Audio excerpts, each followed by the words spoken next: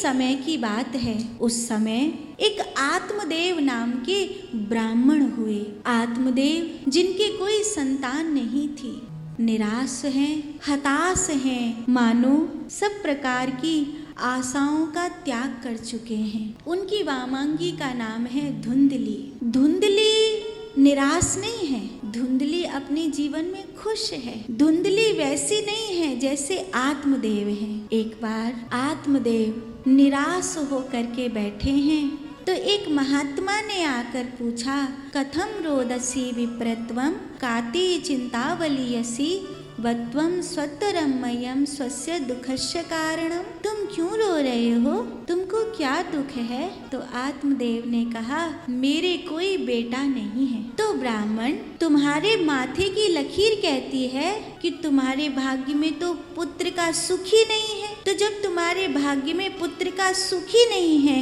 तो तुम पुत्र लेकर क्या करोगे? क्योंकि पुत्र नहीं है तो एक दुख है कि पुत्र नहीं है, लेकिन अगर पुत्र हो और कुपुत्र हो जाए तो 4 दुख हो जाते हैं। दुख नैराश्य यातनाम कुपुत्रेण हतम यश कुपुत्रेण ही चामुत्र। एक तो यश खत्म हो जाता है, बुढ़ापे में 2 रोटी की आशा खत्म हो जाती है। जब खुद का बेटा ही नहीं दे रहा तो कोई और तो क्या ही देगा, और मरने के बाद पिंडा पानी भी मिलने वाला नहीं है। ऐसा तो मुंचा ज्ञानम प्रजारूपम बलिष्ठा कर्मणो गति ही विवेकम तु समासाद्य त्यज संसार वासनाम। संसार की वासनाओं को त्याग करो और गोविंद से प्रेम करो। उनके सिवा कोई नहीं है, कोई है ही नहीं उनके सिवा। बाबा, मुझे ज्ञान नहीं चाहिए, मुझको संतान चाहिए, मुझे पुत्र प्राप्ति का वरदान दीजिए। महात्मा को दया आ गई।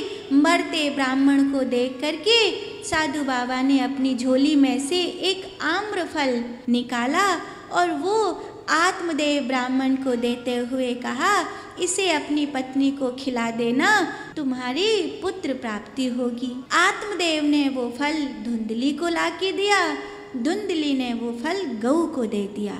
चूंकि अपने पति को रोज रोज हाय बेटा हाय बेटा हाय बेटा, तो धुंधली ने सोचा कुछ इंतजाम तो करना ही पड़ेगा।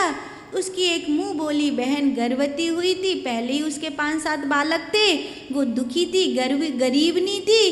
तो धुंधली ने उसका बच्चा खरीदने के लिए वादा कर दिया, जब तेरा गर्भ जन्मे तो किसी को पता न चले, ऐसा लगे कि मेरे गर्भ से वो जन्मा है। सब षड्यंत्र एकदम सुनिश्चित कर दिया गया, योजनाबद्ध तरीके से किया गया। आत्मदेव को नहीं पता चला। जब वह बालक जन्मा तो धुंधली ने इस तरह का षड्यंत्र किया जैसे वो धुंधली ने जन्मा है। आत्मदेव तो राजी हो गए, मेरे घर बेटा जन्मा है, मेरा नाम आत्मदेव है, इसका नाम परमात्मदेव रखूंगा। बड़े खुश हुए, बहुत बहुत खुश हुए। लेकिन जो बालक का मुख है, उस बालक के मुख पर ना तो संत की प्रसादी की आभा है, ना ब्राह्मणत्व का तेज है। ये आश्चर्य का विषय है कि ये एक संत की प्रसादी से हुआ है, मेरे अंश से जन्मा है। ना तो इसमें ब्राह्मणत्व दिखाई देता है, ना इसमें संत की प्रसादी का तेज दिखाई देता। इसका ओरा वैसा नहीं है, पर फिर भी जैसा है मेरा बेटा है, ऐसा उनके मन में एक मोह का पर्दा सा पड़ गया। धीरे धीरे समय बीता। इधर उस गऊ ने भी एक पुत्र को जन्म दिया था जिसको संत की प्रसादी खिलाई गई थी। उसका नाम गोकर्ण रखा गया। इसका नाम रखा तो परमात्मदेव रखा गया था, लेकिन धुंधली ने कहा कि आपके नाम से नाम नहीं, हमारे नाम से नाम होगा। आत्मदेव के नाम से परमात्मदेव नहीं, धुंधली के नाम से धुंधकारी होगा। उसे भी अपनी माँ का नाम ज्यादा अच्छा लगता था, तो परमात्मदेव तो कोई जानता ही नहीं है कि इसका नाम असली नाम परमात्मदेव है। सब उसका एक ही नाम जानते हैं कि ये धुंधकारी है। जैसे दुर्योधन का नाम सुयोधन रखा गया था, दुशासन का नाम सुशासन रखा गया था, लेकिन बाद में उनने अपने कर्म ते सुयोधन दुर्योधन है गयो, सुशासन दुशासन है गयो अपने कर्म ते। नाम तो तुम्हारो कछु भी रख दे मैया बाप, अब तुम कैसे कर्म कर रही हो, बाकी आधार पे तुम्हारे नाम को उल्टा पलटा होएगा। धुंधकारी पाप बन गया और गोकर्ण धर्म के रूप बन गए। दोनों एक ही घर में रहने वाले एक बराबर के नवयुवक हैं, एक जैसा अन्न खाते हैं, एक जैसे माँ बाप के बीच में रहते हैं, लेकिन एक पाप बन गया और एक धर्म बन गया। आप दूसरे पर दोष नहीं डाल सकते हो कि उसकी वजह से मैं ऐसा हूँ, मैं ऐसा हूँ मेरी वजह से। आप दूसरे पर दोष नहीं डाल सकते। कैसे आप कह सकते हैं कि फलाने व्यक्ति की वजह से मैं ऐसा हूँ? आप आपकी वजह से ऐसे हैं। गोकर्ण और धुंधकारी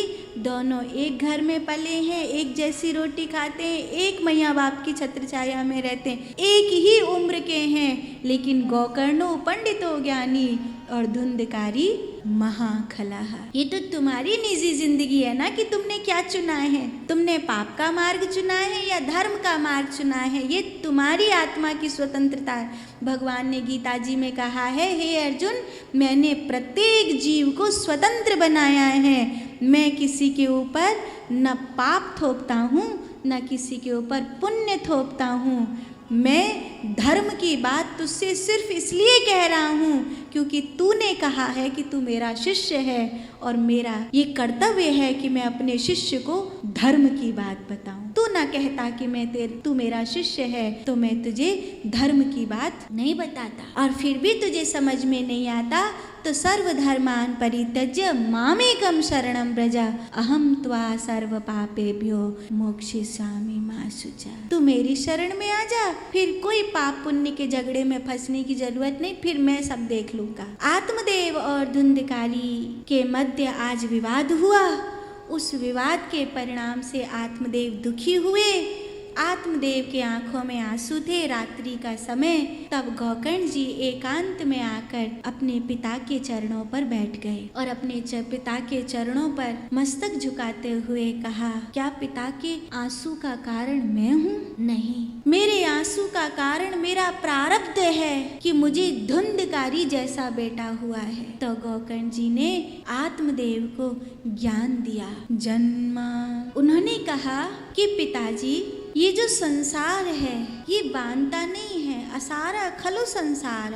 हमने संसार में अपने बंधन को स्वीकार किया है, संसार ने हमको नहीं बांधा है, संसार में बंधन हमने स्वीकार किया है। आपने देखा है कई सारे आपके आसपास ऐसे लोग होंगे 24 घंटे फोन देखते रहते हैं। फोन थोड़ी कह रहा है मुझे देखो, पर तुम फोन में कुछ ढूंढ रहे हो। कुछ लोग ऐसे रील देखते हैं, बस ऐसे स्क्रॉल करते रहते, भाई ढूंढ क्या रहे हो? फिर कुछ ऐसा लगेगा, अरे ये तो शेयर करने लायक है, इसको भेजो, फिर इसको भेज देंगे, फिर देखते रहेंगे। ये 2 घंटा माथा खराब कर क्यों रहे हो भाई? और एक ऐप थोड़ी है, ढेर सारे ऐप है, इसमें भी है, इसमें भी है, इसमें भी है, इसमें भी है। संसार ने हमको नहीं पकड़ा, हमने संसार का बंधन स्वीकार किया है, हमने किया है, संसार ने हमें नहीं पकड़ा। देहे स्थिमां सरुधरे अभिमतिं तजत्वयं जाया सुतादिषु सदा ममता विमुञ्च पश्याम निशां जगदिदं क्षणभङ्गनिष्ठं वैराग्यरागरसिको भवभक्तिनिष्ठम्। वो जो वैराग्य से जीवन को जीता है अपने कल्याण को सुनिश्चित कर लेता है। तो मुझे क्या करना चाहिए? संसार को त्याग कर वन की शरण लेनी चाहिए। मैं कहाँ जाऊँ? माँ गंगा के किनारे जाओ, गंगा के किनारे आपको शांति मिलेगी। तो आत्मदेव गंगा मैया के किनारे आए, वहाँ वो तो तपस्या में लग गए। गोकर्ण जी तीर्थ यात्रा के लिए चले गए। तीर्थ यात्रा से आने के बाद गोकर्ण जी ने एक बार अपने गांव की सुधि ली तो उनको पता चला कि उनके जाने के बाद उनकी माँ ने कुएं में कूदकर आत्मदाह कर लिया। धुंधली तो कुएं में कूदकर मर गई और धुंधकारी वैश्याओं को ले आया था। उन वैश्याओं ने धन के लिए धुंधकारी को मार दिया। अब धुंधकारी प्रेत बनकर घूमता है। तो गोकर्ण जी ने उसके लिए जो उसकी मुक्ति का जतन हो सकता था अपनी ओर से वो किया, लेकिन उससे धुंधकारी मुक्त नहीं हुआ। तो गोकर्ण जी ध्यान में बैठे थे, रात्रि का समय। धुंधकारी अपनी उपस्थिति को वहां जताने लगा। अहम भ्राता तु दूयोस्मिन् धुंधकारीति नामता स्वकय्येनेव दोषेण ब्रह्मत्वं नाशितं मया। मैं धुंधकारी हूँ, स्वकय्येनेव दोषेण, मैं प्रेत हूँ, मेरे कारण आत्मदेव जैसे मेरे पिता, गोकर्ण जैसे मेरे भाई, फिर भी मैं प्रेत योनि में पहुंचा हूँ, ये मेरे कारण हुआ है। अब मैं मुक्त होना चाहता हूँ। गोकर्ण जी ने उस प्रेत की मुक्ति के लिए अपनी तपस्या का जल उसके ऊपर छींटा मारा। उसको शांति मिली पर मुक्ति नहीं मिली। तब गोकर्ण जी ने सूर्य नारायण से पूछा, किसी प्रेत की मुक्ति कैसे होती है? तब सूर्य नारायण ने कहा, श्रीमद् भागवतान मुक्ति सप्ताह वाचनम कुरु। तब गोकर्ण जी ने भागवत जी के अनुष्ठान को रचा। धुंधकारी से कहा, कुछ भी हो, बस तू इसमें सुनना, इसमें उपस्थित रहना, चाहे कितनी भी पीड़ा हो, यहाँ से जाना नहीं। तो धुंधकारी कहता है, मुझे बंधन दो। गोकर्ण जी ने उसे कलश में रखा, पर वो उस कलश में न बैठ सका। तब गोकर्ण जी ने 7 गांठ के हरे बांस का बंधन उसको दिया, क्योंकि वो प्रेत उतनी पीड़ा, बालक माँ के गर्भ से जन्म लेता है तो इतनी पीड़ा होती है, इतनी पीड़ा होती है कि गर्भ में उसे जो कुछ याद था वो सब भूल जाता है। गर्भ में उसे पिछले जन्म की भी याद थी, वो भी भूल जाता है। जो गर्भ में उसने भगवान की स्तुति करी थी उसको भी भूल जाता है। इतनी पीड़ा से धरती पर आता है। तो जब कोई प्रेत से मुक्त हो रहा है तो उतनी ही पीड़ा उसको सहनी है। वो पीड़ा हवा में नहीं सह सकता था, इसीलिए उसको 7 गांठ के हरे बांस का बंधन दिया गया। कई लोग कहते हैं बांस का ही बंधन क्यों? बांस का बंधन इसलिए क्योंकि बांस एक ऐसी लकड़ी है जिस पर पितृ को या किसी मृत आत्मा को आवाहित किया जा सकता है। यही कारण है कि बांस से बनी हुई अगरबत्ती का उपयोग हिंदू लोग नहीं करते, मुसलमान लोग करते, क्योंकि वो चिता की पूजा करते हैं। इसीलिए बांस से बने हुए फर्नीचर का या बांस से बनी हुई विशेष पूजा आदि की चीज़ों का उपयोग हिंदू नहीं करते हैं। मुस्लिम लोग कर लेते हैं क्योंकि वो उसकी मुर्दे की पूजा करते हैं, हिंदू जीवित की पूजा करते हैं। इसीलिए बांस का उपयोग विशेष रूप से अर्थी के लिए।